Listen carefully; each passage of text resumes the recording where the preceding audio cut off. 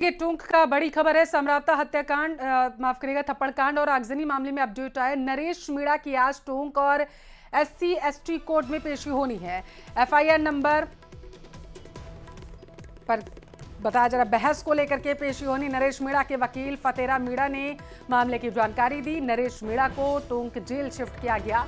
Bundi jail से फिर से टोंक जेल शिफ्ट किया जा रहा है। जानकारी निकलकर सामने आ पा रही। कुछ महीनों पहले ही नरेश मीणा को बूंदी जो है वो शिफ्ट किया गया था।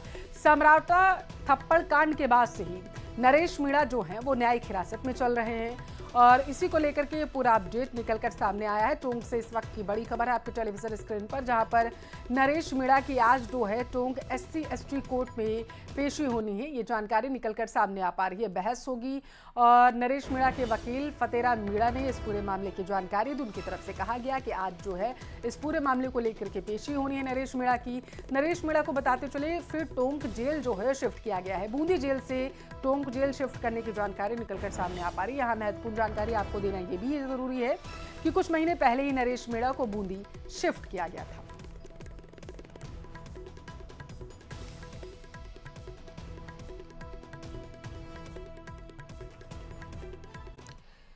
अब देखिए, चोर चाहे जितना स्मार्ट क्यों ना हो वो अंत में हार ही जाता है। ऐसा ही हुआ जयपुर ग्रामीण के बगरू इलाके में हिंदुस्तान पेट्रोलियम कॉर्पोरेशन लिमिटेड की पाइपलाइन से डीजल चोरी करने वालों के साथ। देखिए रिपोर्ट आप।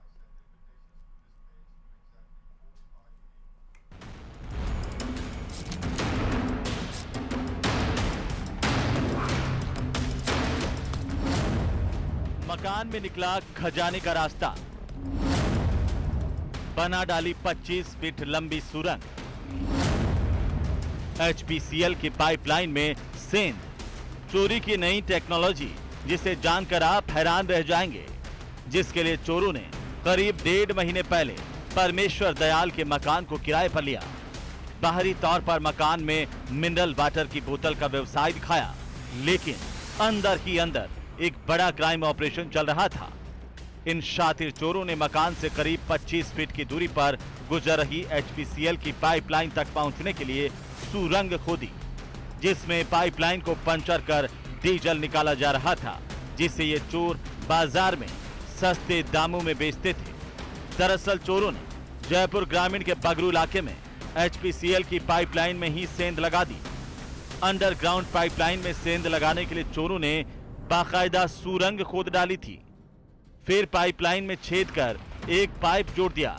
यह उसी तरह से हुआ जैसे आप पानी की पाइपलाइन में अपने घर के लिए पाइप जोड़ देते हैं। इसके बाद जैसे ही पाइपलाइन में पेट्रोल या डीजल की सप्लाई शुरू होती, चोरों का टैंकर अपने आप भर जाता।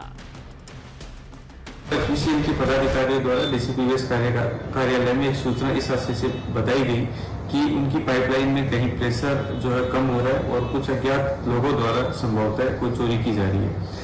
इसकी संपूर्ण जान डीएसटी प्रभारी गणेश जी को सौंपी गई। उनकी टीम ने अच्छा कार्य करते हुए आसपास के जितने भी घर, ऐसे घर बने जिसमें नए किराएदार आए और ऐसे घरों में जहां गाड़ी का कोई मूवमेंट हो रहा है, ऐसे मामलों में तलाशी लेना शुरू किया, सघन आसूचना इकट्ठी करनी शुरू की। इसी क्रम में कल शाम के आसपास ये जानकारी मिलने पर उस घर में एक इसी तरह की सुरंग बनी हुई थी, उसका चिन्हीकरण करने के बाद में उनका दस्तयाब किया गया। एचपीसीएल के अधिकारियों को, फोरेंसिक की टीम को मौके पर बुलाया गया। वहीं जैसे ही इसकी भनक पुलिस को लगी, डीसीपी वेस्ट अमित कुमार के निर्देशन में डीएसटी वेस्ट और बगरू थाना पुलिस की संयुक्त टीम ने मौके पर दबिश दी। एक आरोपी राजेश को हिरासत में लिया गया, जबकि गैंग का मास्टरमाइंड श्रवण समेत अन्य साथी मौके से फरार हो गए, जिनकी तलाश जारी है। जयपुर ग्रामीण के बगरू इलाके से तेल चोरी का हैरान करने वाला एक मामला सामने आया है।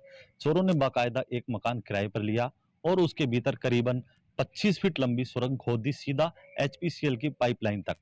मकान की आड़ में पानी की बोतलों का कारोबार दिखाया गया, लेकिन असल में तेल चोरी का खेल चल रहा था। पुलिस को जब इस बात की भनक लगी तो उन्होंने मौके पर रेड मारी और एक आरोपी को गिरफ्तार कर मौके से पिकअप जब्त की, जबकि पूरे मामले का जो मास्टरमाइंड सरवण लाल है वो मौके से फरार था। फिलहाल पुलिस पूरे मामले की जांच में जुटी हुई है और मास्टरमाइंड सरवण लाल की तलाश कर रही है। अब पुलिस यह जांच करने में जुटी हुई है कि यह तेल का खेल कब से चल रहा था और इस पूरे नेक्सस में कौन कौन लिप्त है।